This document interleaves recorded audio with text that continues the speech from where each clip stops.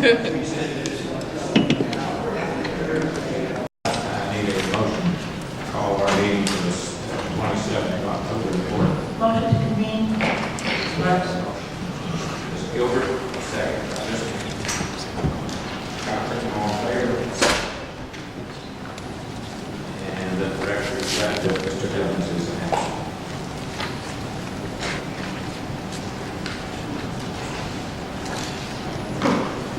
Okay, it was, where's my record?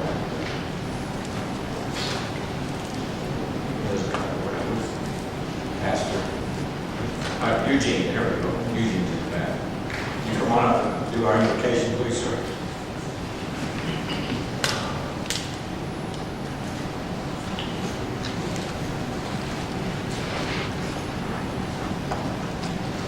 I think the mic's working.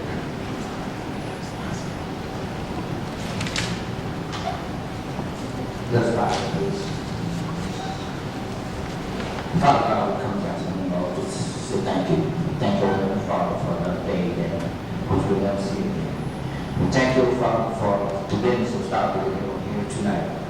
Oh, Heavenly Father, we know that the city of Stockbridge is a city that which everyone loves to live in and to rear their children. Oh, Heavenly Father, we thank you for all the councilmen here tonight, Lord. We know that they were here to do your business. You know, Heavenly Father, actually bless this man. These are the blessings in your son Jesus' name. Amen. Amen. Thank you very much. All right, we will pledge allegiance.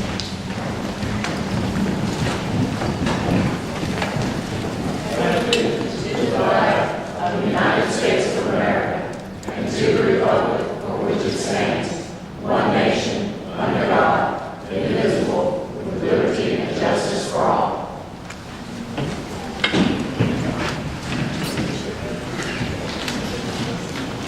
We want to welcome everybody for coming out tonight and participating.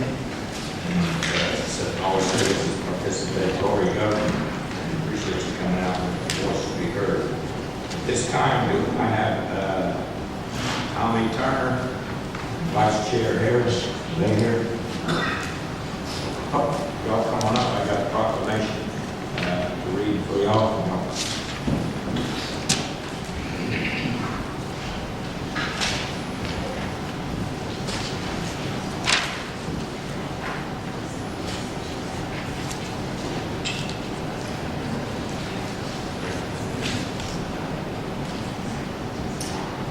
Proclamation we've done up with them, and we generally do it at the regular meetings, but they wanted it early for some other purposes, so we decided to comply with what you need. So this proclamation here says, know ye that whereas it has been the custom of every civilized community to bestow upon its members and such others that deserve its awards, honors, and proclamations. Whereas Mount Olive Baptist Church was established in 1817 and has maintained a presence Stockbridge community for 141 years. Whereas the present chair structure was erected in 1904 under the leadership of the Reverend G.W. Woodson, who served as a pastor for more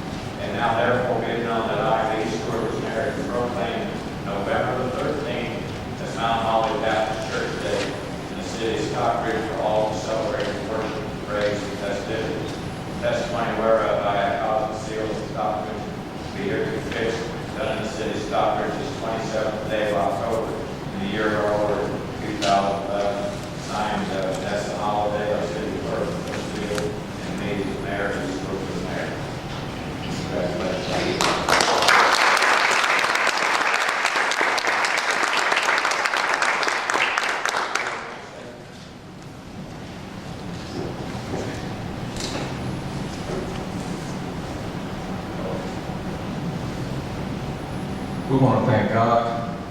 Our edifice is very beautiful, and it shows that we have been spending on for a long time. The football has gone on home, but we are there for just to love it and building up God's kingdom, and trying to save souls. These are trying times right now. We talk about recession. Not only a recession, but if you don't have a job, it's a depression. But not all is there. We have been there for 141 years, and we are still praising God in the best way and manner that we know how. And thank you, Wendy.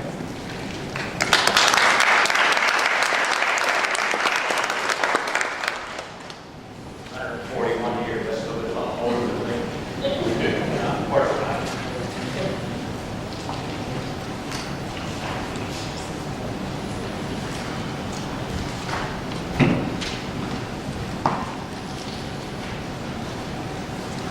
Okay, under old business, we have none. New business, we have Henry County Planning and Zoning, none. We have presentations, or did have, we're working on. The item number 1 is by Janice Sheldon, Henry County Director of Elections and Registration, and Carol Bluefield, Stockbridge Polling Place Manager. They're going to talk about procedures for canvassing of ballots and computation of votes.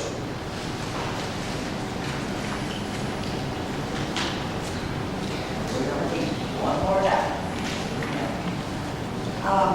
Speaking of This year, we have 4 city elections and a county board of education. Board of Education is very difficult in the amount of workers we have, because we have a man, 38 precincts. We also have 4 municipals going on at the same time. And I actually made the decision to change the closing out tabulation of votes. One of the main reasons, the other cities are all coming to our office in Huntsville. Another reason is you have chalkboards. You have tapes that you have to run by hand, count them up by hand. Count those absentee ballots out one by one, which takes quite a bit of time. What we plan to do this go round is all the cities are coming back to my office to close out. We have a big, large area downstairs that you can oversee what the workers are doing. At the same time, we have big screens that roll the votes up as soon as they come out. We will do all the cities first before we process the count, because we have 38 precincts to come back. They will take a while to get all of those back. So whichever city closes out first, will be run first. We also have police escort. We also have a team that I think is putting together as poll watchers that may follow too. But they will never lose chain of command as far as control of those voting. All we will have to take out is the memory cards out of the machines and the tapes. The machines will stay there because they're not good without that memory card. Okay? Well, they will close each machine out, run the tapes, pull the memory card, police escort back to our office, and we will run them. That will keep us from having any addition, like we did by accident, counting up the votes by hand, calling out one vote by one vote on absentee ballots. I think it's uniform that all the cities do it. That way we don't have some closing here, some closing there, waiting on different ones. I think it's much more professional and it'll be faster. When I got back last year, I was the only one that was waiting on me to get back because all of the rest had closed out and gone. So I think it'll be very fast. We start right at 7 o'clock, doing the machines in our office. And we wait on the precincts to come back. And that way there's no waiting and moving the results over here or whatever. If you remember 2 years ago, we were at the old city hall and they didn't have to be shifted around. Everything was there. This time I think the best thing is to bring them all back to my office. You'll be in there with Hampton, Stockbridge, McDonough, and all the councilmen that are up for re-election, along with the BOE, waiting to see how the votes come in. We have enough seats, and it's interesting to watch as they come in. I hope, I made the decision, and I came and met with the mayor, and I kind of put it to him, and he says, I like it, and I said, I'm glad, because that's what we do. And so, anyway, Carol, you have anything? Well, just, if you'll remember when we did the tapes, but those were unofficial. What people see when you get to the election office will be the official results. There won't be any, with the exception of absentee ballots coming in from the military. If you got a 1 or 2 count, you're going to have to wait till Friday, because that's how long it takes the military absentees to come in. However, you will see the official results minus whatever that should be. It won't be unofficial as it's been, or it would be if we were to count it here. Don't have any questions? Just a question, and I commend you for doing that, because, I mean, 2 years ago when I was totally shocked that you were using butcher block Roman numerals, and you missed about 100 points on one on the hook. This is really archaic, but so I applaud you for doing that. My question, though, for the citizens, so the polls were closed at 7. How long after that is it going to take you to pull that to head down to your locations? So they show up down there saying 7:30? No? Let me just explain that speed and closing is not what we're going to be all about. It's going to be the accuracy and make sure that we do it right. I would say, it's going to take us 20-25 minutes to get down there.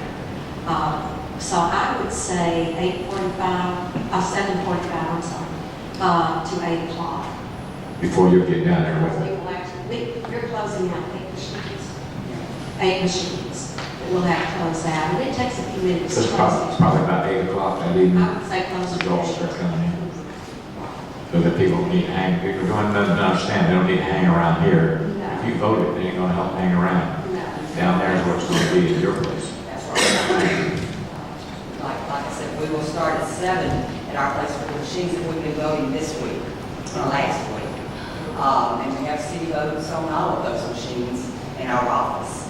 We will be moving the machines from early voting back down Friday after voting, so that they're locked up back in our office. We have election day machines that will be brought for election day only.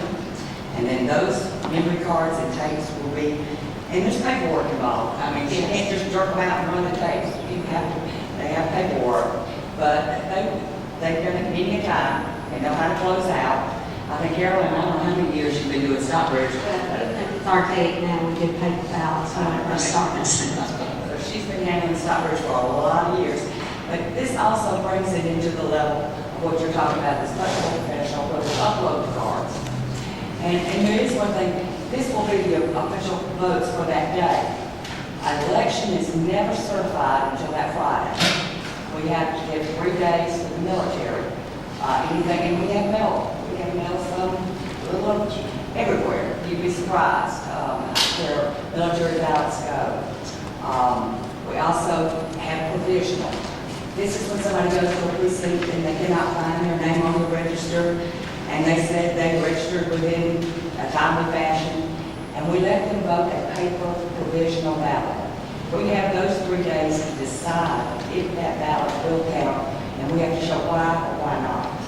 So, I mean, everybody thinks that election's over Tuesday night, but let me tell you, those 3 days are a very busy 3 days, so that when you do certify on Friday, you have it all together.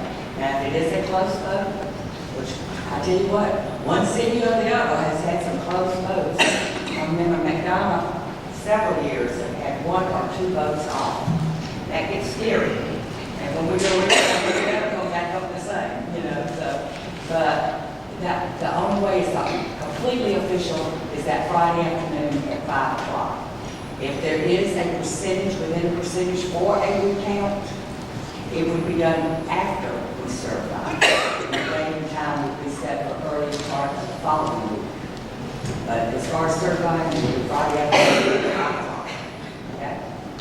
One of the, is it going to be televised? Is it on this? We will have the results already fast on the Henry County website. Be on the front page of the website. On Henry County? On the website as far as your laptop or whatever. And I'm working to have it, I'm not sure whether it's going to be on 14 or 15, which channel, but it'll be scrolling where it show like City of Hampton, County, City of Stockbridge. I mean, they will scroll as the votes come in. Okay. On this and Ray, if we could hang that on our website, let people know. They can also track it that way if they don't have to go down there. Yeah, it's going to be on the very front page, not on the election page, but on the front page. And it's as fast as we're loading it, you can see it there. So it's connected. When we go up on the screens in the waiting room, it's going to the website at the same time. So you watch it that way, and I will know by the end of the middle of this week, next week, what channel will be on, one of the local channels. And all the county stuff is tabulated the same. We don't know whether or not that. It'll be all on there. We're sitting there actually, I sent information over to start setting up how it will start. This one. Any questions? Thanks. Mr. Welch. I'm sorry. Carolyn, you got the microphone. Janet, I noticed in your letter here that you stated all the candidates about having someone representing them, a poll watcher. Can you explain how those individuals will be treated at the 7 o'clock hour, and then in the transfer of the ballots over, what role will they be afforded? As far as poll watchers or people that are candidates or? Representatives of the campaigns. Okay. Well, downstairs in our lower, okay, downstairs in our lower area, and you can drive around that. Upstairs is where we do voting and administration. Downstairs is where our machines are, where we close out.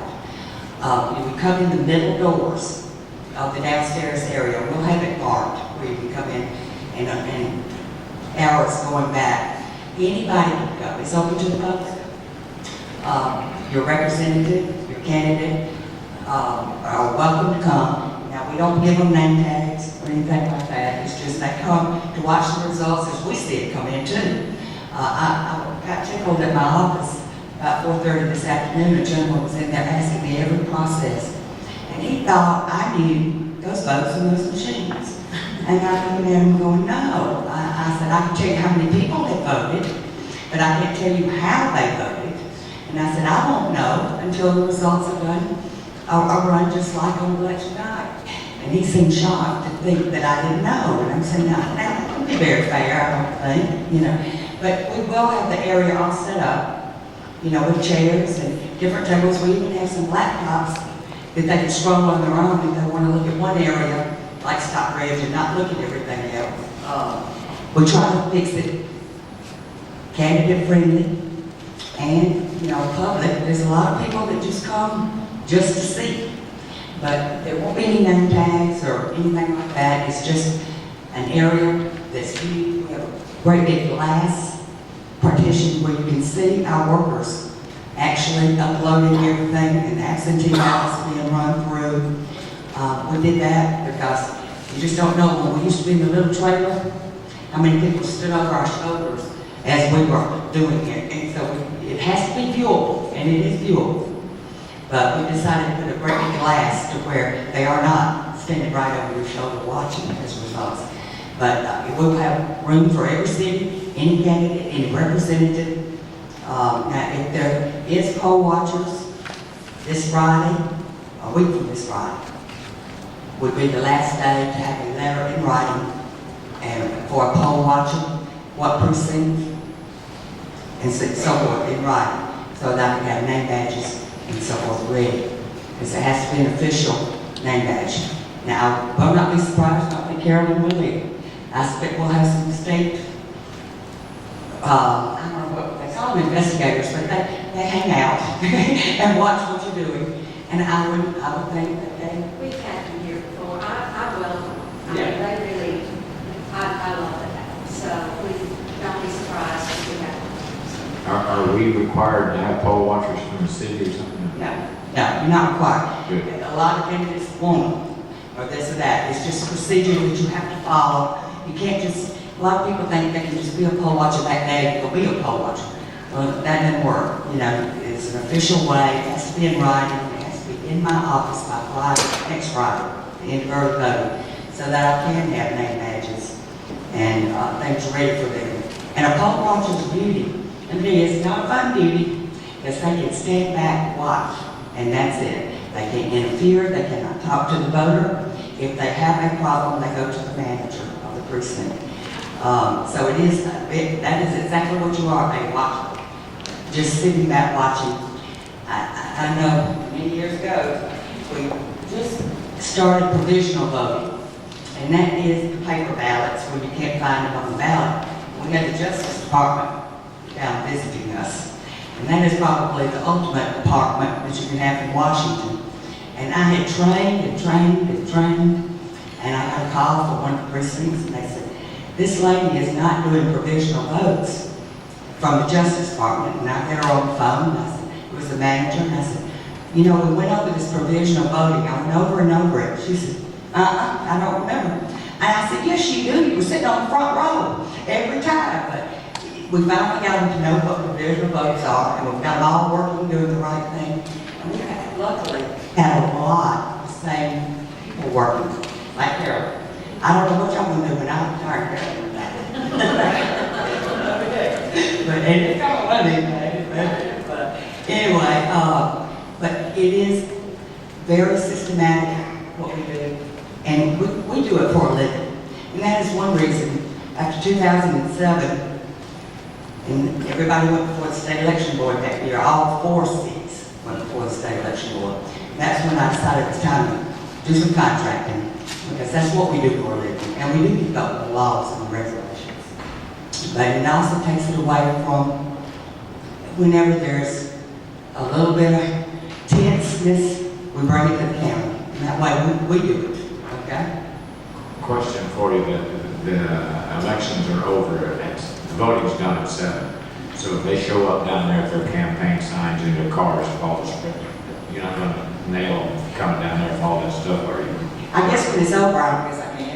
I don't think Once we close, close this time. They can come down there and all their, You know, our office is a precinct during voting times, and we've had a big sign outside, nobody hardly sees it, but I'm constantly having to go out and say, okay, can't have the signs. But no, after the polls close, you can come on down with the signs. It's not going to help one way or another at that point, you know. During the time, 7 on election, on days that we're voting, 150 feet from the corner is the legal limit and from the So, I think that's mid railroad track, I'm not sure. But he's going to help measure 150 feet off. I think from my office, 150 feet is the middle of the road. But so that means that we have to go to the other side of the road, which is pretty much a field. But anyway, but it is 150 feet to do any campaign to any precinct, whether it's county or city. That's what I thought, because when I was down there recently, I saw some of the candidates, cars out there, stickers on them. And I constantly try to do the roaming thing. we've grown, but unfortunately, there's so much time for roaming, so, if you're taking care of business inside, they can sneak in, but usually somebody, one of the both of them, usually come into town. They're becoming very educated. I got tickled the other day, the first day we started early voting in our office. A guy came in with a t-shirt that had a campaign guy right on the front. And I told him he couldn't wear it, and he took it off, flipped it over, and put it back on. And that was all right, it wasn't showing, so as long as, and it is hard to do your parking lots, to keep somebody constantly, unless you've got a line. I try to float and try to see, but it is 150 feet away for anybody, any candidate. Well, I don't care if it's Secretary of State, 150 feet. Okay? Well, we appreciate it. Anybody have any questions? Question.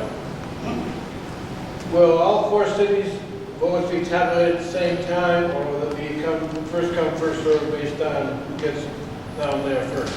It'll be based on first come, first served. Whichever city But let me tell you, it's not gonna take long.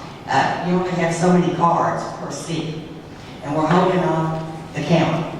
The county will be coming in, but we have, almost 43 seats coming in for that. So as the cities come in, whichever city comes first with all the cards, it goes first. Next one goes second, and then third, and then, now Hampton will be last, and I can tell you why, because they're on the ballot with the county. So they automatically get to be last, because we can't run the county until we, run all the cities. So Hampton will be last, but whichever, McDonough, Locust Grove, Southbridge, whichever one comes first, we run them, and it'll be back to back to back, okay? Okay. Appreciate it. Thank you much. All right, Good luck. good luck to that. Can I just say one other thing before we leave? I just want to tell you all that Vanessa has been a dream to work with. She has. How much she paid you to take that? No, she has. We've had a couple of little logistic issues, and I've called her, and it's just finished. It's been handled. So I can tell you how much I appreciate her. We do too. Thank you. Thank you, Ms. Lee. Yes, I know, because I know, but that's gets to talk to me just about every week. Several times a week, so, but we do appreciate Pay it. back for that. Okay, thank you very much. We'll go to resolution agreements and ordinances. Item number 2 is presented by Ray Gibson, City Administrator's resolution authorization for the City of Stockbridge to proceed with annexation of, it should be corrected on your fence, number 502 of Country Club Drive, Stockbridge, for the homeowners, Paulette Bannister and John Bannister Jr. Ray. Mayor and Council, Mr. A.D. Welch, the City Attorney, will be presenting this item. Thank you, Brett. The applications for annexation, what state law allows is for any person that owns 100% of the property and is can bring in their property as long as it's contiguous with the city boundaries. So in this case, the individual and his wife have made an application to the city for annexation, and the law says that once the application is accepted, then within a period of 5 days thereafter, we're to notify the county as to what action we're going to take. We've accepted an application, and then we're going to move forward either with rezoning or the annexation. What happens after that, and for that reason, I'd like to have the councils see the application come in. You all look at it, you know what the property is, and then you pass a resolution that says, okay, we'll accept the application, and we'll allow you to start the timetable for ticking, for notifying the county, and also for the process of looking at rezoning the property. And there's a lot of just steps, procedural steps that need to occur, and they all start based upon when it's accepted. And my preference is to have the council accept those things. Now, in the past, the city clerk has done those, and there's no law to say which should do it. My preference is for you all to do it so you know what's happening. And then part of it is that it does require that we go and investigate the property and make sure that the deed is actually in the applicant's name. And I've seen where someone will come in and apply to annex land, and they're not 100% the property owner. So we've had to throw those applications out. And that's the process I'd like to recommend to you all, so we prepare the resolution with the application attached.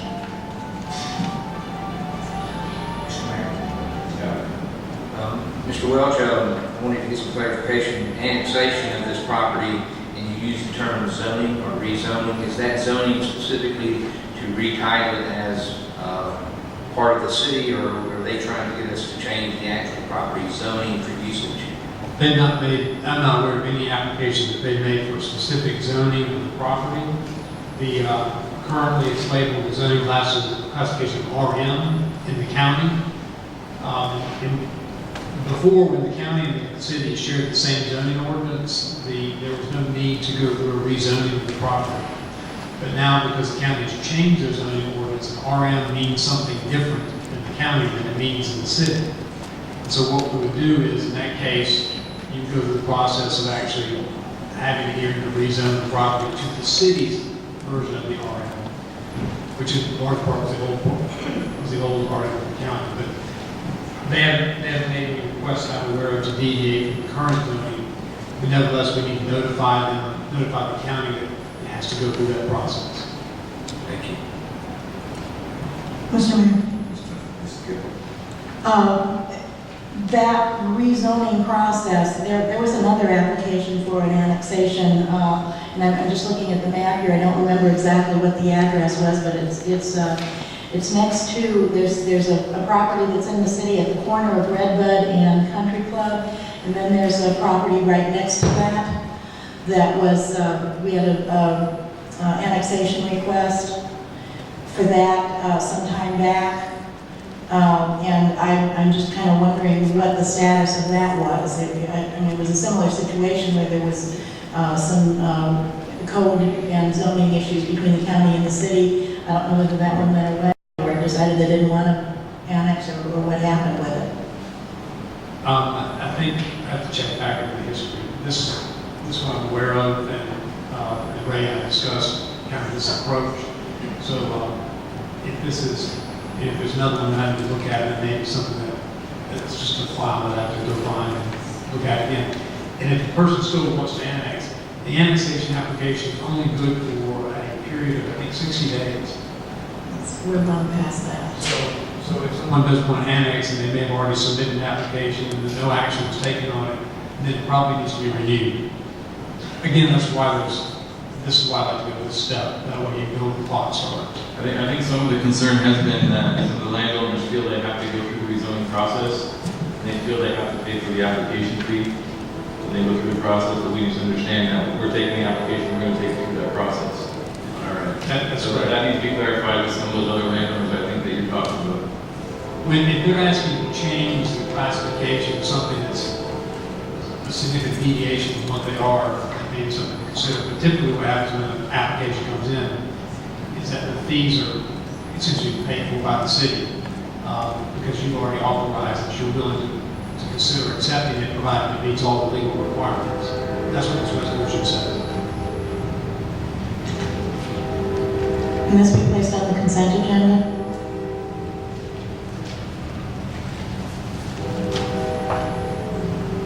Questions can be put on the consent agenda. Yes, sir. Yes, sir, this is a resolution. You want me to sign? I would agree it should be on the consent agenda. All.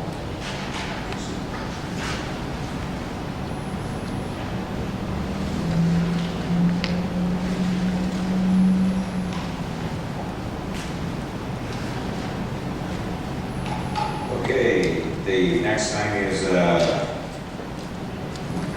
an authorization for the city of Stockbridge to enter into an agreement with Keckman Wood Incorporated professional design services for the Walt Stevens and Brentwood Monarch intersection improvements. Mayor, Council, as the mayor stated, the resolution before you is to enter into a contract with Keckman Wood for the intersection, the engineering of the intersection improvement over at Walt Stevens Road and Monarch Village Way. We did have somewhat of a town hall meeting at Monarch Village to discuss some new plans. There was plans drawn up in 2005 by Keckman Wood on the particular intersection, and now we want to move forward with getting some new plans or updated plans for this particular intersection, as well as getting a cost estimate. And once we get that cost estimate, we'll bring it back before council to seek approval of the actual intersection improvement construction.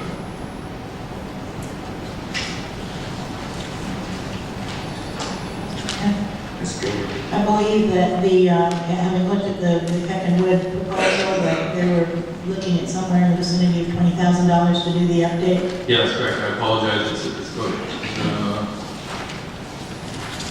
Paragraph 5 says 25,000. Yeah, not to, I don't think it should exceed 25,000. We actually got an estimate of 20,000. I think it's 20,300. I just want to let everyone know this, the current plan that we have in place for that intersection is out in the hallway currently, so people can view it. Time, I think we should put this on the consent agenda as well. And Mr. Welch, if you would explain the formula, we're at the 1, 2, 3, 4, the fifth whereas. talks about the city finds proposed special services are not expected to exceed 25. Therefore, the proposed services are exempt from the requirements of section 330, 150 of the city. What does that mean? Yes, sir, that's our procurement ordinance, in that we specify that for engineering services, that if it's under the $25,000 mark, then that typically doesn't require the council's approval. I'm sorry, it doesn't require the bidding of the work. Yes, require bidding. No. So, because it's particular engineering services, which is exempt, and it would be like for surveying as well. So that's why that's in there. I just want to add to that, since Kevin Wood did the original plans, if we were to go back and get a new engineer, it would probably be up in the $50,000 to $75,000 range, but they'd have to start. And I think you got the original map out there. That's correct. Tony, if y'all and your people want to look at it, that's not what's proposed. That's the old Wood thing. That's what it'll start from. That's what's going to save us some money. If we start with that plan he has and modify accordingly. So if you work with them on that. Mr. Mayor, Mr. Allen, I just wanted to make sure I'm clear on this. We're using the provision of the no bid for professional services. And I agree with Ray that it'd be absorbent to go back without using Kevin Wood. But like I said, I want to make sure that the motion is made, we put it on a consent agenda, which I would endorse as long as it's not to exceed, because if it exceeds this number, then it can't be done in this fashion. So as long as that's in the minutes and well noted, then I would agree to the consent agenda. Just so you're aware, I will have to modify the current contract because it does not have a not to exceed provision in it. It says that it is estimated that it will not exceed that amount, but it's not specified that it shall not exceed. So we'll just need to modify that language. Okay, but I don't imagine that would be a problem since they've already represented to us that it would not. But I would express a state in the contract. We're going to rewrite the resolution and say that it shall not exceed. I can include a whereas paragraph that says that, but I actually want the contract to say the whereas paragraph is not, whereas paragraphs are not binding. They're intended to give you information about kind of the context of things. What comes after the therefore is now resolved, that's what's important. And that's what has legal effect, both in your ordinances and resolutions. So your approval of that is going to give the authority that's necessary to execute the contract.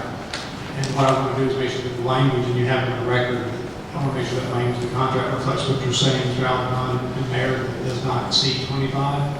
If you want me to add a whereas paragraph to it, I'm happy to do that. Just as long as it's noted in the contract and that it's not to exceed, because I think that's a loophole if we don't close that up with that whereas not to exceed. Is that all right, Mr. Mayor? They're the ones that vote, I don't do the vote. Y'all Oh, want that? we don't vote, yeah, I would say. I just want to put it on the consent agenda under those recommendations. Under those recommendations, yeah. Okay, I'll get the change made, and we'll get it back to their office.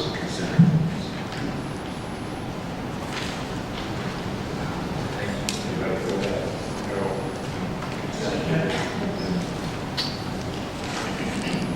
Thank you. Number 4, presented by Don Johnson, our Human Resource Manager, a resolution approval of job descriptions, revisions, and pay grade classification for wastewater systems techs, wastewater collections operator, water systems techs 1, 2, 3, 4, and mechanic, assistant mechanic. Oh, there you go. And she has a PowerPoint, but we're not going to because we don't want to lose the mic, so you just have to kind of talk. Just stand down, please. Okay. Good evening. Basically, we have a few revisions to previously adopted job descriptions. Previously adopted sewer system technician position combined the wastewater system technician and the wastewater collections operator function. The water reclamation supervisor felt that this one job description named sewer system technician, even though there were different levels, did not correctly classify the two closely related but separate functions that they have. So he created two separate job descriptions from the one sewer systems position. even though there were different levels. So we had sewer system 1, 2, 3, and 4. 4 being the highest, 1 being the most entry level. He wanted to delete the sewer system technician positions, all levels, and replace them with the wastewater system technician, levels 1, 2, 3, and 4, and also wastewater collections operator. And those are 2 levels. There's an entry-level trainee, and then there's the operator position. This was done to identify and separate the different functions and requirements and/or certifications needed for both positions. The wastewater, systems technician position's main focus is conducting water quality testing, and it requires a biological wastewater operator license. The wastewater collections operator position, the main focus is to provide corrective and preventive maintenance on the collection system, and that requires a separate license. It requires the state of Georgia collection systems license. So I know it's very confusing. So that's why he's separating them out, so that we'll be able to attract more talented people in those 2 functions. We also have made very, very slight revisions to the water systems technician positions. And before you have what the changes are, we wanted to add a few words here and there for the water system technicians 2, 3, and 4. Under supervisory controls, he wanted to be able to change that to, he would have supervisory controls for all levels. For the entry-level position, the water systems technician 1, he wanted to add the ability to obtain a state of Georgia water distribution system operator license within the first year of employment, and that previously was not in there. As well as for all levels, to remove the Class 2 motorcycle license requirement. That is not necessary because none of those positions drive the Cushmans. And also, in your package, you will see where we have slotted those positions as we have broken them out, the wastewater positions and the wastewater collections positions. Since they were just set in the same slots, 1, 2, 3, and 4, that they were previously in the other's position. Question for you. I'm with you on, I thought on the agenda we got listed, the last 2 is mechanic, assistant mechanic. Those were taken off. They were taken off the agenda. They were going to be presented at the December meeting. Scratch that. Any questions? Mayor? This will bring us into, not necessarily, into standards that across the industry? Correct. Correct. Wasn't, I think these job descriptions to have that ARC stuff, that should get fit.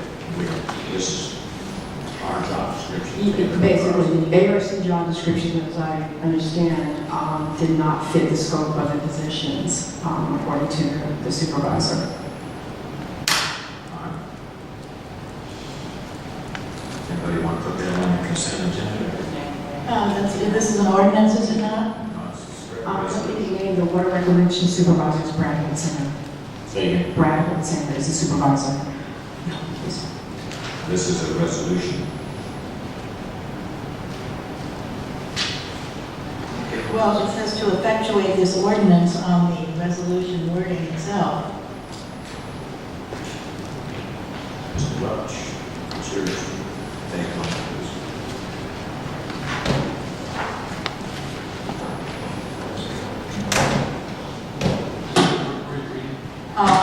At the beginning of the resolution to authorize the adoption of amended job descriptions, to authorize the mayor, city administrator, and city clerk to sign all documents necessary to effectuate this ordinance, to authorize the city clerk to adjust signatures. So is it an ordinance or is it a resolution? The description of the job description has been in by resolution count in the city, so that would be correct. Just to make it read that it says effectuate this resolution as opposed to ordinance. And that's resolution, I thought it was a typo or somebody needs to correct that. If you strike that, would you all be content to put that on the consent agenda? Okay.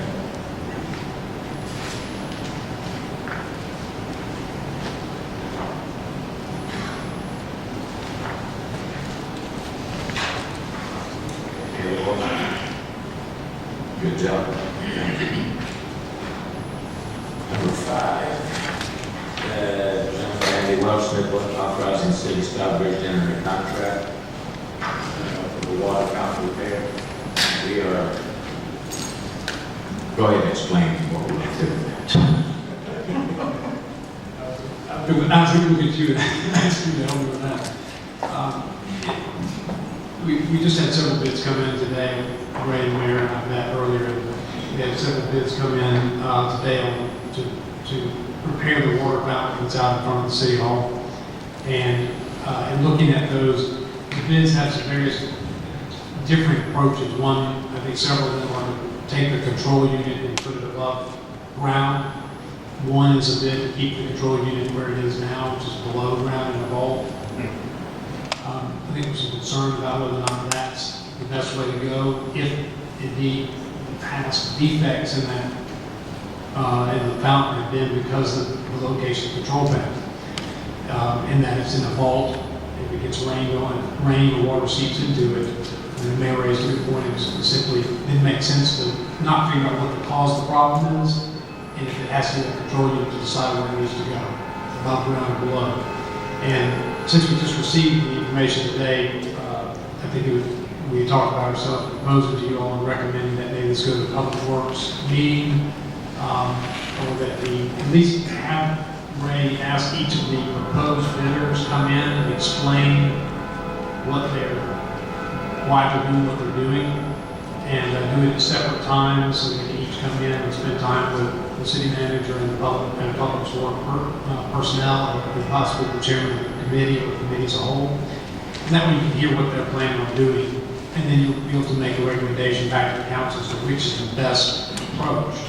And this is the expenditure of insurance proceeds that we already have for as a result of the damages that caused already to the fountain. So that was Mayor Bretton along that, and that's my opinion. Yeah, and I get complained all the time about the fountain not being up, but this is the insurance paying off, and the recommendation basically is not the city administrator, the council approved this. The insurance is going to pay for this, but like I said, we just got the design in. It doesn't make sense, at least from my point of view. If it's down in the hole, we're going to pay $70,000 to get it fixed, and then it fills back up full of water again. That's another 70 grand.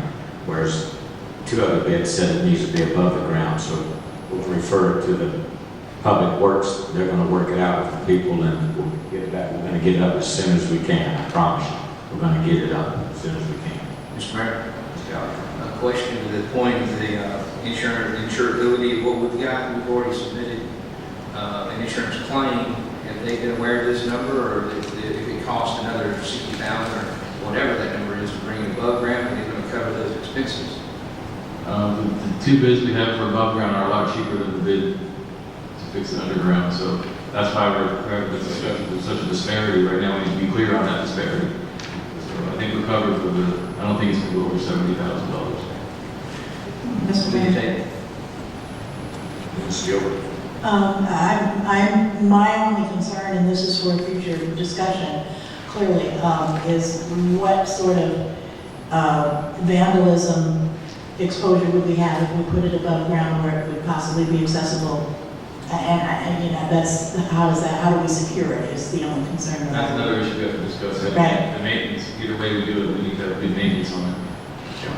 Mr. Harold, you all can look at the designs and all that. You got to secure all the stuff. It just, from what it says, if the cap wasn't on right, it's let it out. Georgia, we get plenty of rain. Just don't sound right putting it underground and make it flood it out again. So we're just going to, we're going to take this off and table it and to send it to the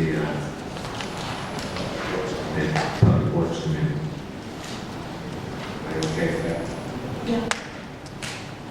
Okay, number 6, Andy, you want to explain that? I think we're just going to take that off. Yes. Go to Just because that go into executive session?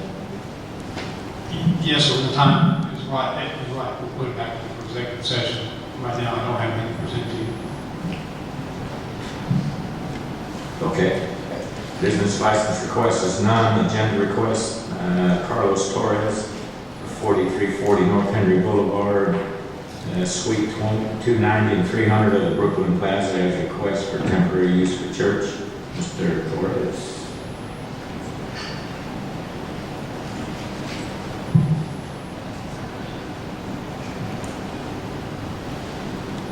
Do you want to be there with it?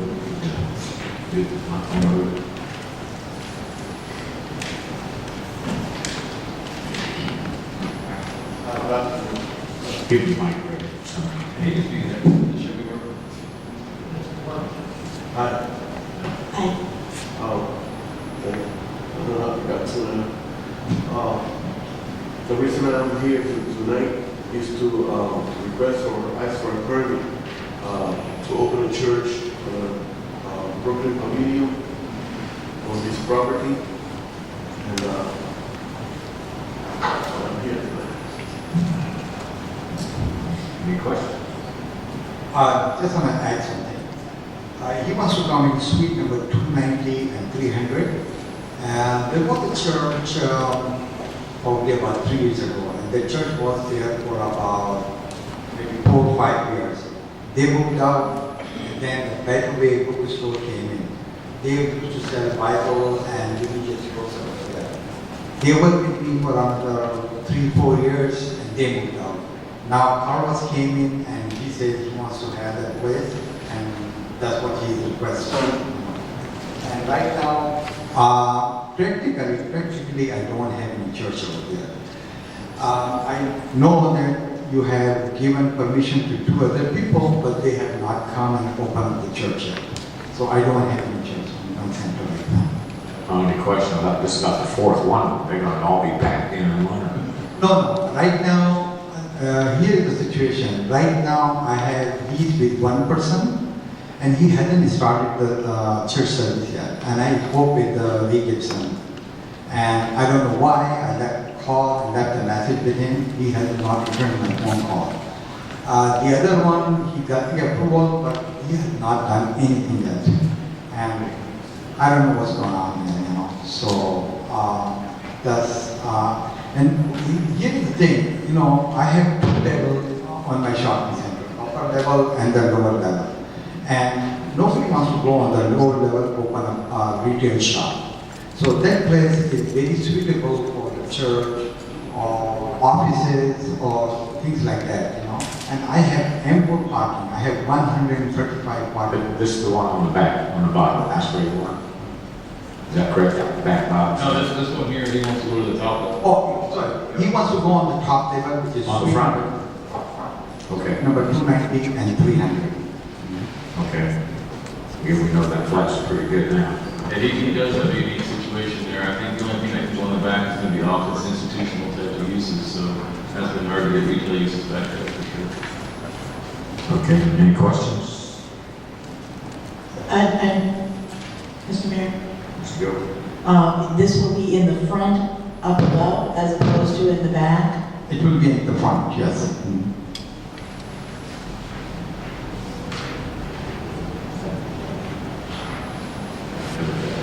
Anybody want to do it? Fine, put it on the consent agenda. Sure. So moved. We'll put it on the consent agenda. Thank you. And we have Marisica Emmanuel of Increased Christian Church International, 5353 to 5365 North Henry Boulevard, Suites 115, as request for temporary use for church. Good evening. My wife could not be here because of the children, so I'm the bishop of the house and I'm the bishop of the church. My wife could not be here because of the children, so I'm here, the bishop, Bishop Emmanuel. I'm requesting for temporary use of the suite 115,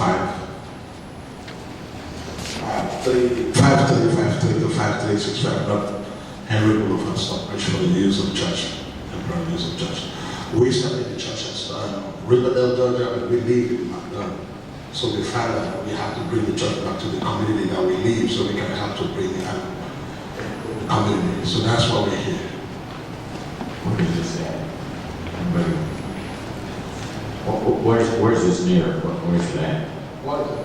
That location 5350? The location is It's in the strip plaza beside Ace Hardware. Ace Hardware Plaza?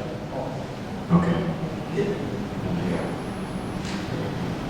We have another church in there already too, don't we? I believe we have one church. Went in there for 2 months and they left. Oh, they're gone? Yeah, they got 3 months of rent and they left. Recycling churches here.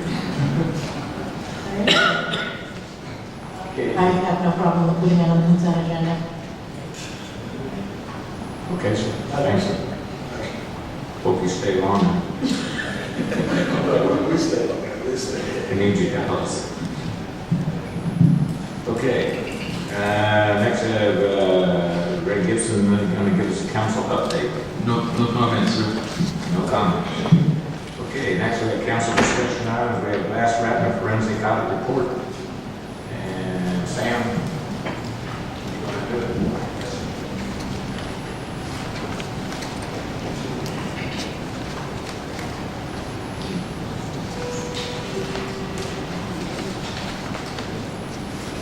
I don't know, going to be audible with this. Give him that mic. Or can you speak? Make sure you speak. Good evening. Just wanted to first, I think, give a little background in terms of why this forensic audit report was originally needed. Just very briefly. City Administrator Ray Gibson hired Bruce Sutton as a consultant to come in and to do some, phrase was, to help provide education and training of the city's administrative and management staff and fiscal policies, city management responsibilities and duties. And this was, he was hired and contracted to begin about May 16th of this year. As a result, Mr. Gibson came in and his method of training. They're still shaking their heads. They can't hear. Little I'm sorry. Or is it on?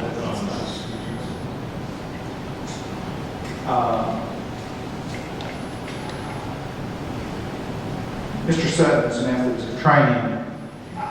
There we go. Mr. Sutton's methods of training were to,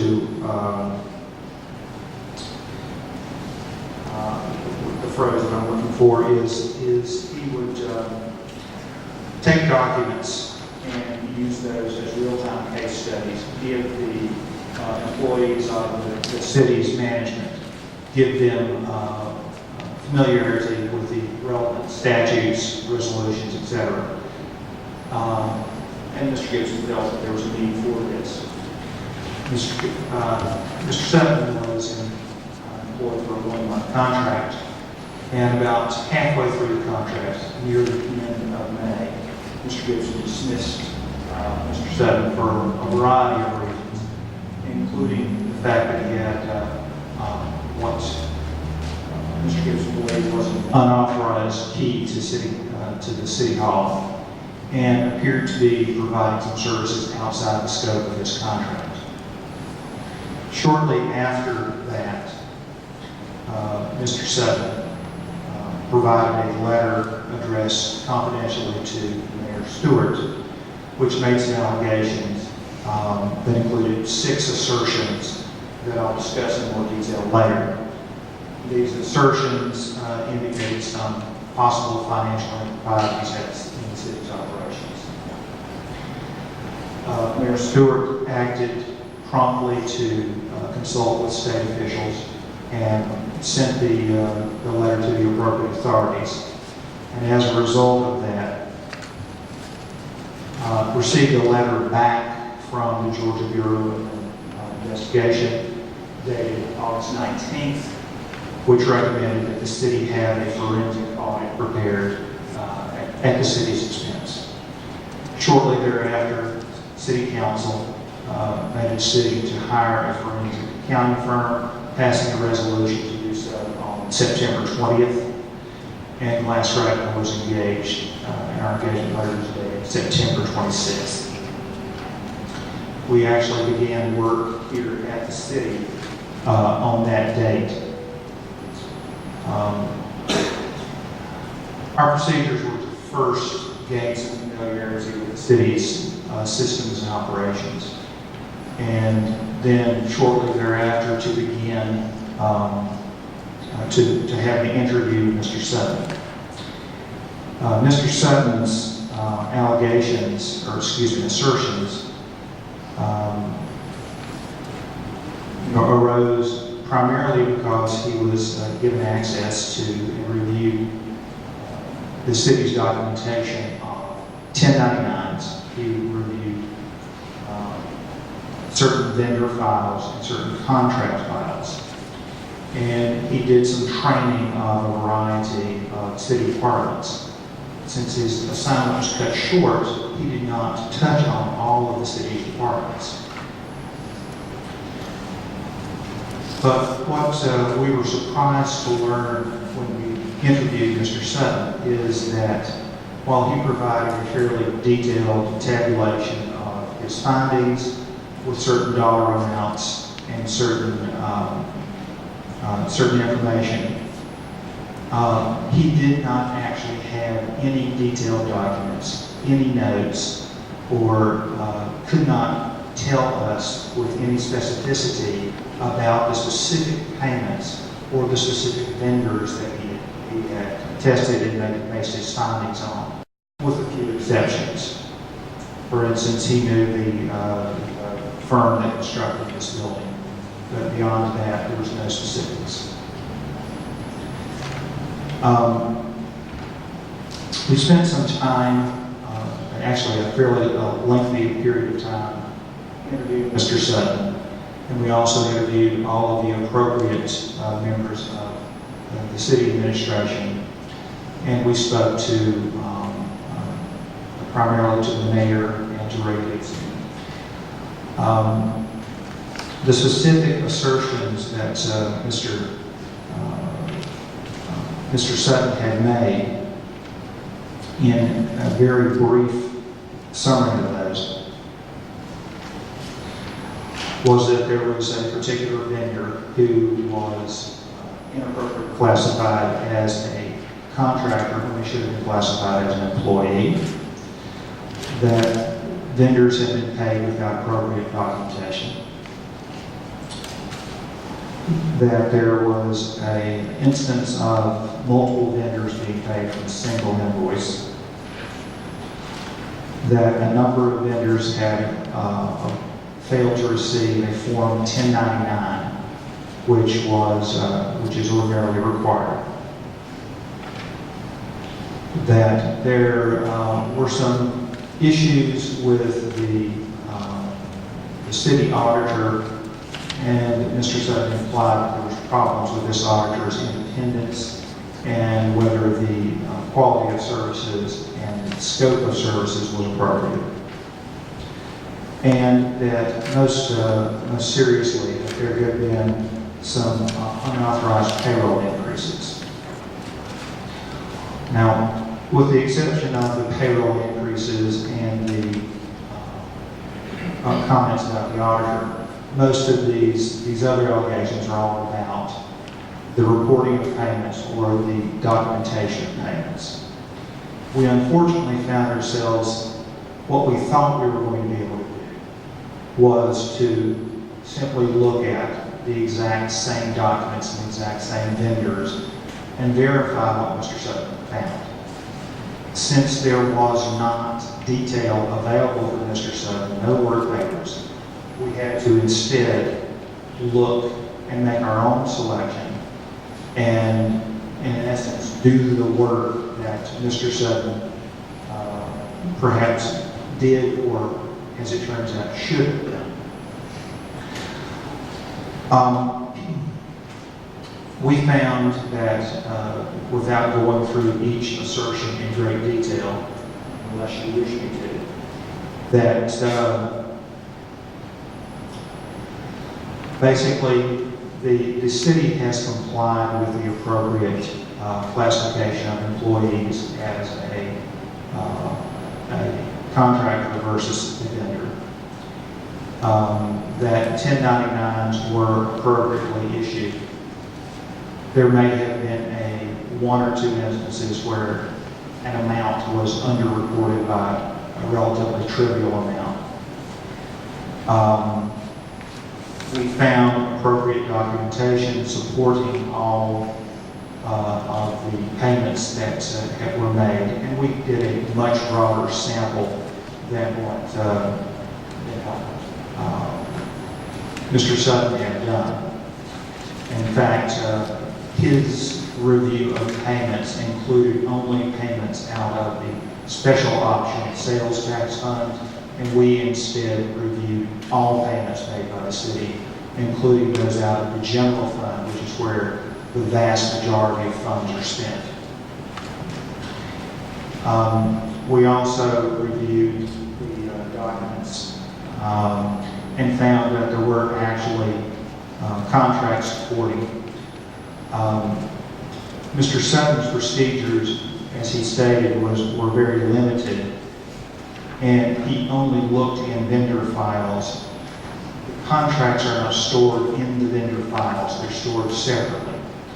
And I will make the statement that some of the older contract files were stored in an individually tailored fashion. I think the prior administration, the late City Manager Strickland and the former City Clerk Managers had their own method of keeping up with things, and the older files haven't been rearranged in a way that now it's much easier, seems to be easier to find such items. And we generally found that all of the significant contracts did have bid documentation, but we did not go through and try to test every single contract. But the vast majority of the dollars expended, you could see bid documentation associated with a particular contract. And by the way, that particular step would be somewhat beyond what we saw our scope of engagement, which was to simply see whether there really was a basis for assuming that payments were being made without proper support.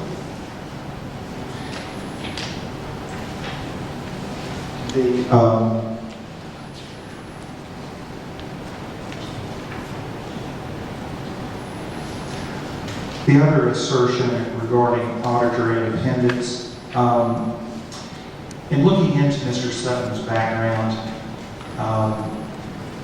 we really found that his experience, Mr. Sutton is actually from New Zealand and has worked, most of his public accounting and work was in Australia, and he primarily worked in tax compliance.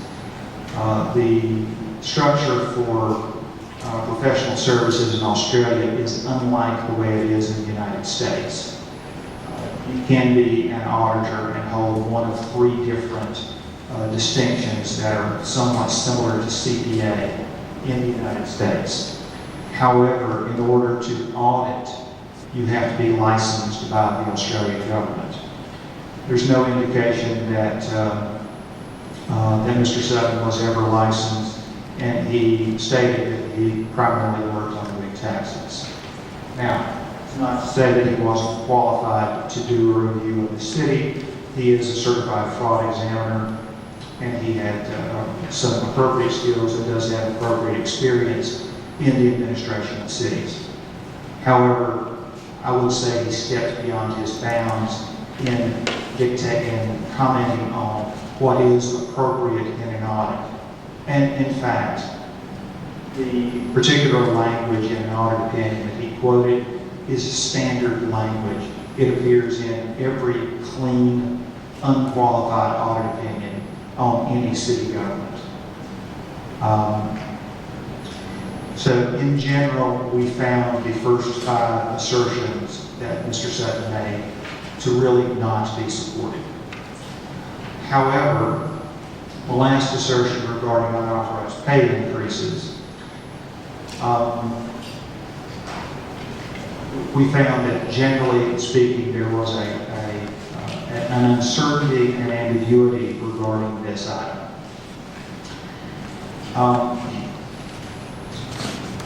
The city passed a resolution early at the first session in January 2010, and this was I believe, Mayor Stewart and Councilmember Alarcon's first meeting as part of the new council. This resolution was a little bit unusual based off my review of the city's records, in that it was used to appoint, to reappoint all of the city's appointed positions, which includes the city attorney, the city administrator, or assistant city administrator at that time, the city judge, the city solicitor, and a variety of other positions, as well as the city clerk and the city treasurer. Now, the majority of those positions are outside contractors who are paid according to a set hourly rate.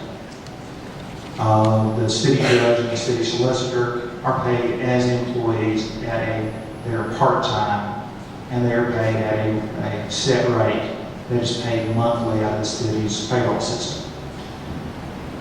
The city administrator and assistant city administrator have a contract. And the resolution only stated that they would be revalidating their contract. The other two are actually full-time employees and are paid as most other employees are on a bi-weekly basis. What was unusual is that there was a resolution stating this. In the past, council has simply voted, and it's recorded in the minutes, that these positions were reappointed. The language in this resolution stated in lay terms very clearly that salaries were to be frozen at 2009 levels for all of the appointed positions except those two that are covered by contracts. So this indicated that those two individuals shouldn't get a salary increase. In the city's budget process for the year 2010, last several years, I understand the city has given all employees across the board, or I should say has budgeted for all employees across the board to get a 5% increase. That was what was budgeted for the 2010 budget, and that budget was approved by council in a meeting in December 2009. The detail behind the budget indicates that there's a 5% increase. The city's payroll system allows you to increase salaries 5% across the board by simply entering a single amount and doing it in one step. And that, according to the former payroll clerk, Ms. Brooks, is exactly what occurred. So the employees these two employees got an increase put into the system, but the city council said there shouldn't be an increase. They were concerned about it and actually, I understand, approached the mayor and said, it appears to be, we're not getting a salary increase. And basically, we don't think that that's correct. We think that was an error. That wasn't what was intended. It may be a drafting error in the way the resolution was written. Mayor Stewart, I understand, commented to these two employees and said, basically, you need to get with the city attorney, and if it's an error, get it fixed. Mayor Stewart learned in May of 2010 that it had not been addressed and that there was still a salary increase in place, and he was not aware of a change or a correction to the resolution. He informed the city attorney shortly thereafter that had occurred and it was still in place. But I think in both cases, Mayor Stewart has assumed that these these two longtime city employees would address the issue. It didn't happen. And when Mr. Sutton found this instance and became aware of it, it was reported to the mayor and passed along. We requested some clarification on a couple of legal issues from the city attorney with the permission of City Administrator Gibson. Because there was a reference made by Mr. Sutton to a particular Georgia code that I wasn't familiar with. And at that time, City Attorney Welch also told us, reviewed this particular resolution, and the resolution has language that he has interpreted to state that, I need to get the exact language so that I can state this correctly.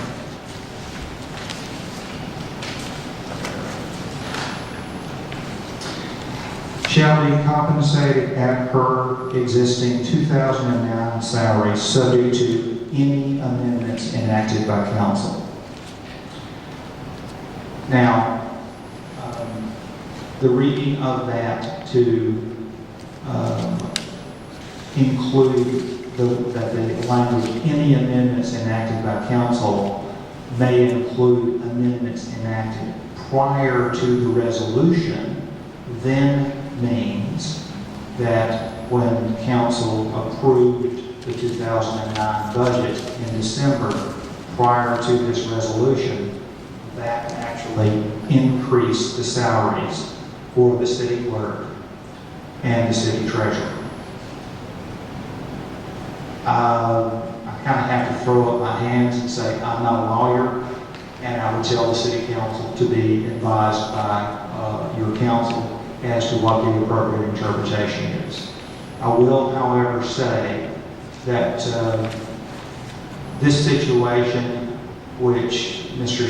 Sutton implied, rose to the level of possibly having criminality. I don't think that's the case in my professional opinion at all. I think this is a situation that was perhaps misdrafted. I don't know if council actually intended to freeze these salaries or if it was an oversight, but I certainly don't think there was any intent on anyone to commit a criminal act. It just doesn't feel like that in my professional opinion. And that's basically the summary. Mr. Sutton, in some ways, he probably just didn't do enough work to really be able to state with conviction everything that he stated. If I were in the situation that he was in, I might not have issued this letter.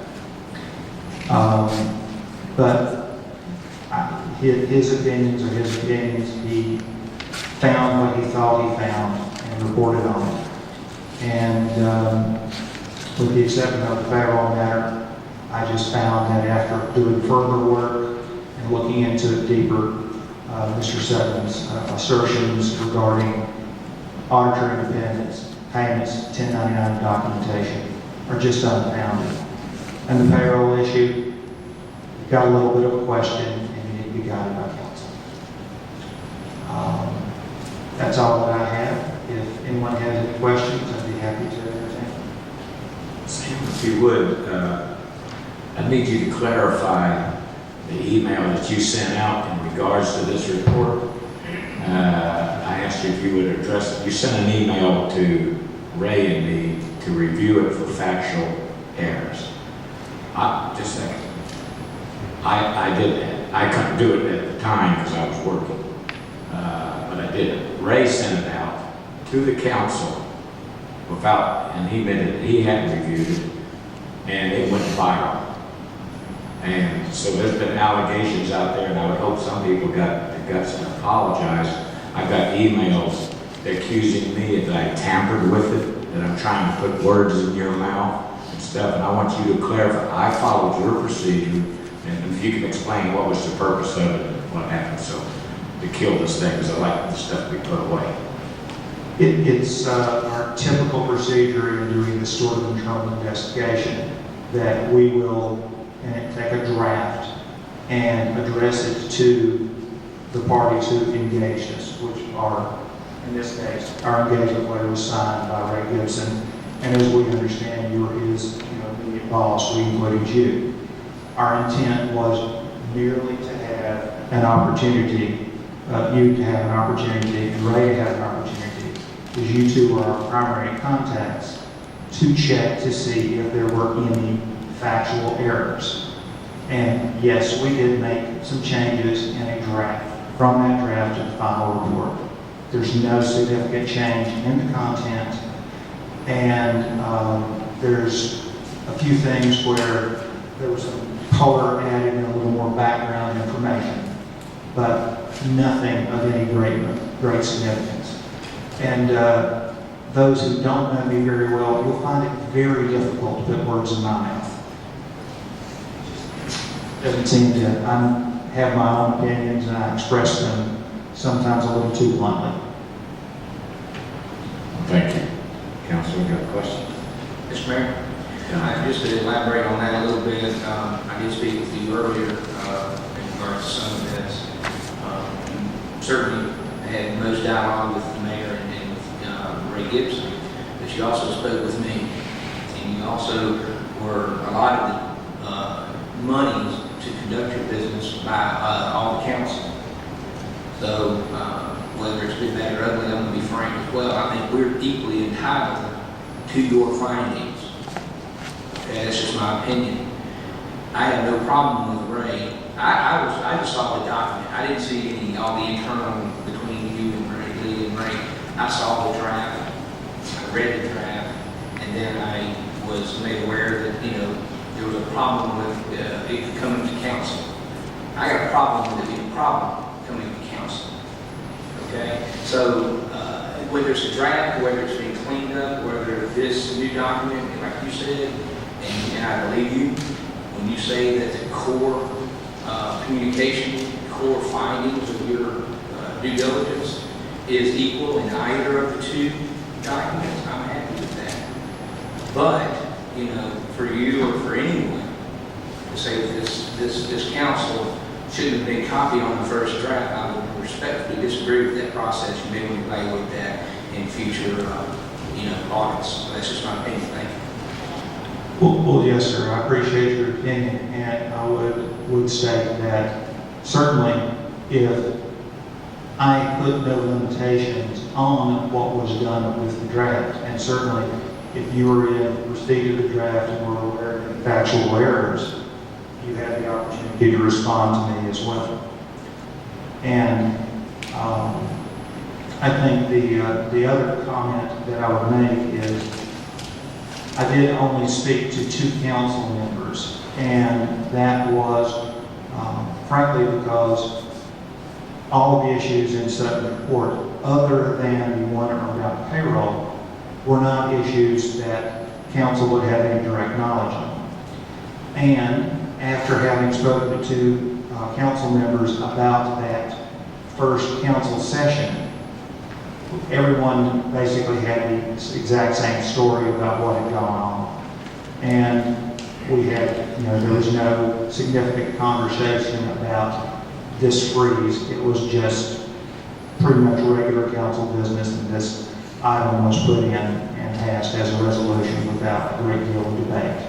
There was no comment in the minutes. There were no emails about it. There were no drafts of emails or any discussion on the minutes. So it was not that council was trying to be excluded. It's just talking to council other than on that one issue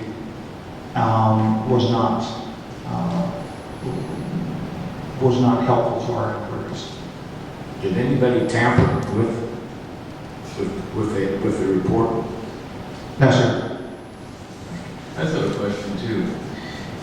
If everything's if you and I were supposed to read the document and make sure everything's factual, How can we do that when other people have been interviewed besides council, staff members? How can I comment on their facts to make sure they're clear? That'll be something they have to look at. So I feel that if the document gets finalized and their comments are in there and they weren't correct, they should have the opportunity to correct those as well. So I think this is, for me and you to make everything factual is pretty difficult when we were only a part of the process. Anyone else? You want to answer? Well, it would be extremely difficult to contact every single person that we had interviewed, and for the most part, we went back and verified any major point by recontacting those individuals. But I will stand by all of the other documents, other points of fact that are in this report, and certainly, Mr. Gibson, if you felt that you needed to comment with any of the other individuals who are quoted in this report, you certainly have the option to do so. Mr. Mayor? Ms. Gilbert? In the draft document, on page 14, Sutton stated that this issue was brought to his attention by the mayor during our interview, and as such, was not found as a part of spot testing on payroll as a part of records management compliance as reported by Sutton. Sutton ultimately did not uncover any issues on his own. Has that been significantly changed in the final copy? Mayor Stewart commented that he had not actually pointed this information out to Mr. Sutton. That was one of the factual corrections. Did you check with Mr. Sutton to verify that that was in fact us? This was an extensive interview that I held with Mr. Sutton, and that was a question I repeated to him more than once. I have one other question, Mayor. Go ahead, Ms. Gilbert. The payroll discrepancies that you're discussing amounted to how much? If you include vacation pay and sick leave pay at the termination of each of these employees, but exclude any effect that it may have on pension benefits, which are based off of 1 year's salary, I understand, or 2 years' salary, I don't recall. It's a little less than $6,000.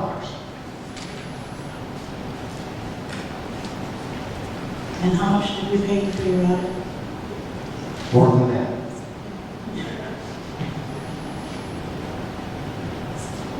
Anybody else? Sarah? All right, I'm hoping we can put this thing away. I'm gonna give you I'm gonna give you the Reader's Digest version. I am proud of the way it turned out. This was not true. As the leader, there's things I have to do. I think your report will show. I think I took the proper procedures. Whether people like it or not, I didn't do it on my own. I took advice from people who've been down the road and done it. I think the bottom line out of this, over the citizens on it here, all this cost on it, me and Ray talked about it this morning. The real reason, when you get down to it, all of this, whatever it was we paid you, all this, whatever we paid Sutton, whatever all this, as Ray said earlier today, if the council would have listened to the staff in January, and when they asked to change the auditor, and when they didn't change, even though the staff wanted it changed, that's what started it all. Because then we come in, we have Annette wants to do training for $5,000, and we were offered by the other auditor that he would do it free. Things got out of hand. Ray's trying to pull together a staff of new people, and I disagree with your report that HR is one of the top management levels. That we had new HR in there as well. But he had a hard time getting his hands around it all and was looking for help. He called in Sabrina Cape, the #1 guru as far as GMA is considered. She came in and was here 2 days for a couple of days. Ray had her in here and she left. And scuttled up talking in the wings of GMAs, and she wasn't coming back. But she felt some things. Whatever. If we'd all listened to the staff, I think. But when they come in, and in all fairness, I mean, Ray brings in Mr. Sutton, he looks at it. I think that when you did a good job of looking at his stuff, I think. But in the report there, it shows it was incomplete. He didn't even get to do 50% of what he was doing. Maybe he would have found something, maybe he won't. And then when council again steps in and puts pressure on Ray, Shirley, and Kathy, you come in there and you demand a meeting with me to have him fired and stuff. And there's no if we let Ray run it, and let him run it like he wanted to, I don't think we would have been there. He could have had his management stuff done, whatever he was, but I asked council, let's put this, take it away. You can use it for your political purposes, whatever. Let's take this thing, we appreciate you for it. It's time to put this thing, get it behind you, and let's get the ball moving down. And for the council, I ask you and beg of you again, please remember, you legislate, they administrate, and I'm on that side. Give them their tools and let them go. But when you come in there, I hear from the staff daily, weekly, that they come in here and say, nobody's trying to hide anything from anyone.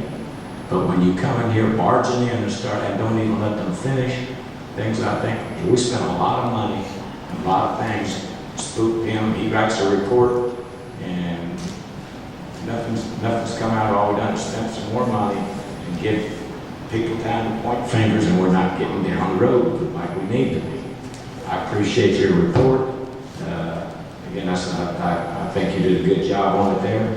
He said there are factual errors, or we tried to give you something. We don't have the sheriff department. We have the police department. There's some of those factual. I authorized the key, and I explained to you why I authorized the key.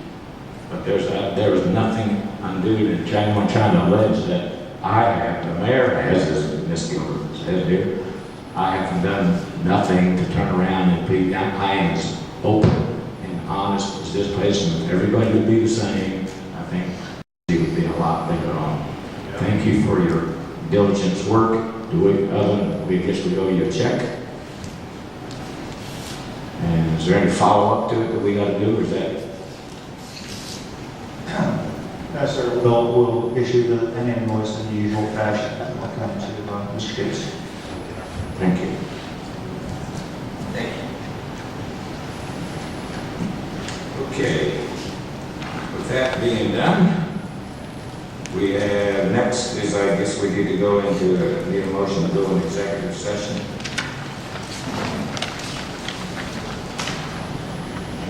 Mr. Mayor, I make a motion to go into executive session to discuss litigation and land acquisition and personnel issues. Second. Which you guys not, we've got to discuss, you said we had to go into executive session. That covers them all. Huh? That covers them all. Okay. All right. Have a motion by Mr. Gilbert. A second. All right. Ms. Dabney. All in favor? 3. Opposed?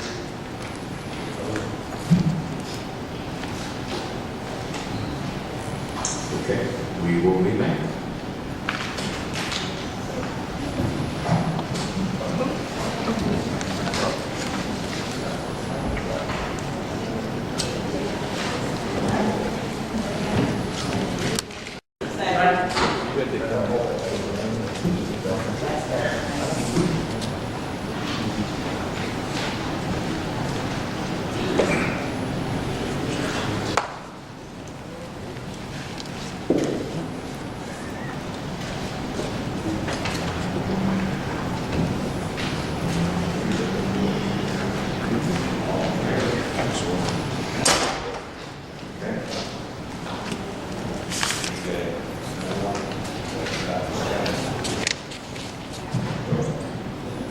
Need another one about the discussion? Make a motion to adopt a resolution authorizing the mayor to sign an affidavit certifying that the only items discussed in executive session were property acquisition, litigation, and personnel issues. A second? Second. All in favor?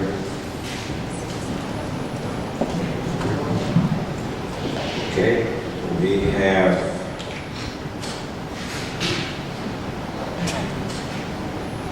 have committee meetings, updates. I think, Harold, you decided when your date, the meeting's gonna be then?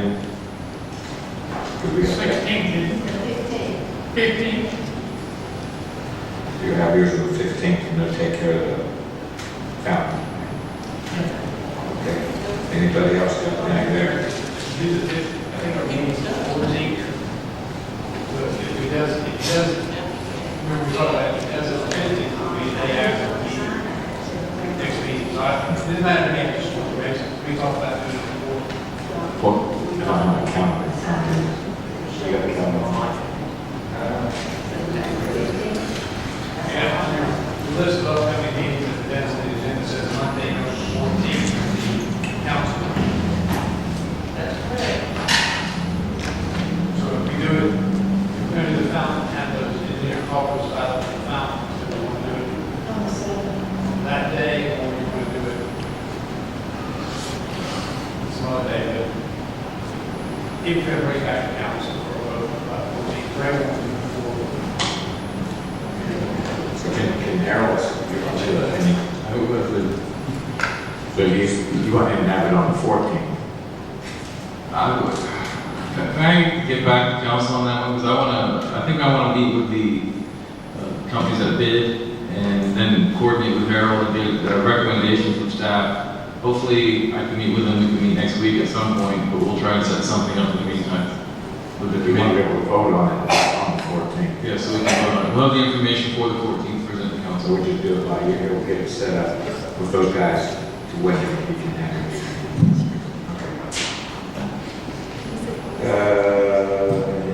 Anybody from any of the other committees have any updates? Public hearing for the budget, is it November the 14th, 6 p.m.? That's our regular meeting. Okay. November the 17th to be the next one, and then December the 1st, and Monday is the 12th. Veterans Day dinner, we asked all, we have the meetings on it. Right now, we got everything down about, what was it, 700 max. What it cost us. If we had 300 people, it should be less than 300 people. We figured more like 200, so it'll probably be less than that. We need everybody to be sure they get signed and lined up, because if you're not registered, you're not eating. You come there and it won't be nothing for you. The Veterans Day Parade is also on the 11th on Veterans Day. Holiday Festival starts November the 29th at Merle Mander Center. And with that,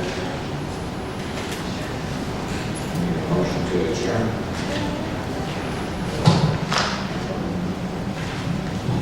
Motion to adjourn.